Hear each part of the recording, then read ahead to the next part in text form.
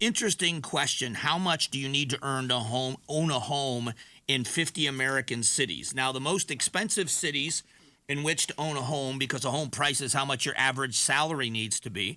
The top four are in the state of California. Number 5 is Seattle, Washington. Believe it or not, the city of Phoenix is at 19th.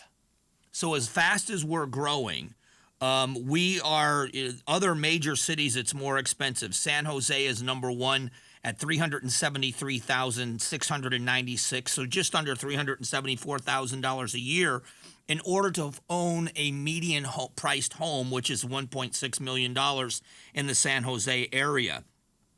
Interesting. New York City is number 7 on the list. Miami is number 10 right now. You have to have about $137,500 in income to own the median price home, which is at $560,000 in Miami. 19th on the list is Phoenix. We are just behind Dallas and Orlando. In the Phoenix area, the median home price is just under $440,000, and it takes about $103,000 in annual income and able to afford the median priced home in the Valley. That's good news compared, we're the 5th largest city, but we are seeing home prices as much as it's expensive here. We are seeing the value of homes and the prices be a little bit more moderate. But what's fascinating, a couple of things. $5 million in legal aid will help Arizona renters facing eviction, and where you can go for help is a story that I read this morning. There's also another one that says this: more homes mean more heat. Can new building codes save Metro Phoenix from disaster? The reason why I think this is an interesting story is we've talked about policy over and over again. If we are going to lower the price of housing, we're going to have to change how we do things. And what I mean by that is over-regulation, the red tape it takes to get property and to get projects built. And a lot of that also has to do with some of these things. I've talked about the appliances and how much more expensive they are. They've gone after gas-burning stoves. Air conditioning efficiency has gone way up. So has now they're talking about dryers and they're talking about water heaters.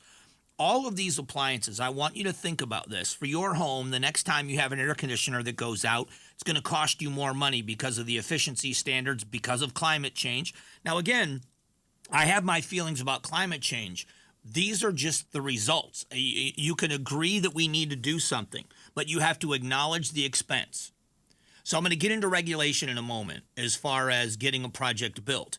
But when you talk about these issues, when you have these appliances which are more expensive to build, they're more expensive to buy, a refrigerator, a water heater, a washer and dryer, an air conditioner.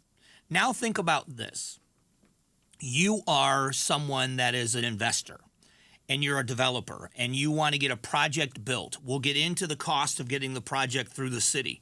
But once you begin to build that project, and let's say you're building a 50-unit apartment complex, which isn't that big in the Valley. There's some that are much bigger than that. That means you're buying 50 water heaters. You're buying 50 stoves. You're buying 50 air conditioners, 50 refrigerators. The price of that continues to climb. And then you've got the red tape. You've got to hire architects and lawyers and engineers and land surveys and impact studies and all of the things you have to do in order to get a project through the city, through the municipality, whether it's the city, the town, the county, fire regulations, all of these other things, and many of them are necessary. I'm not saying they aren't, but there are ways to streamline those things. So when an investment group and a development group decides they're going to buy a piece of land and build on that piece of land, the amount of money that they are going to charge in rent for the property, or they are going to charge in selling each individual, whether it's a condo or whatever it is, they have to factor in all of those costs. In the end, this cost us this many millions of dollars for the land. It cost us all of these other things, and whether it's the underground work and all of the utilities that have to go in and prepping it.